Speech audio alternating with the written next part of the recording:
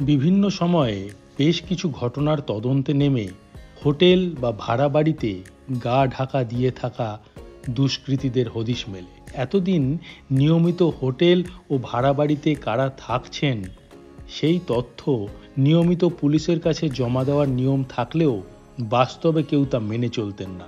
এবার হোটেলের বোর্ডার ও ভাড়া বাড়িতে ভাড়াটিয়ার তথ্য কোচবিহার পুলিশের ওয়েবসাইটে আপলোড করতেই হবে। জেলা পুলিশের ওয়েবসাইট coachbiharpolice.wb.gov.in এর ইউজফুল লিঙ্কস অপশানে গিয়ে মিলবে হোটেল ম্যানেজমেন্ট ও টেন্যান্ট ম্যানেজমেন্ট অপশান। সেখানেই এই সংক্রান্ত নির্দিষ্ট তথ্য আপলোড করতে হবে।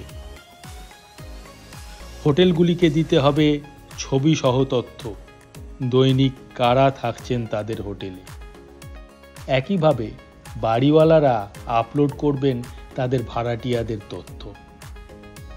জেলার নিরাপত্তা ব্যবস্থা আঁটোসাঁটো করতেই এই পদক্ষেপ। কোচবিহার জেলা পুলিশ আপনাদের সাথে, আপনাদের পাশে।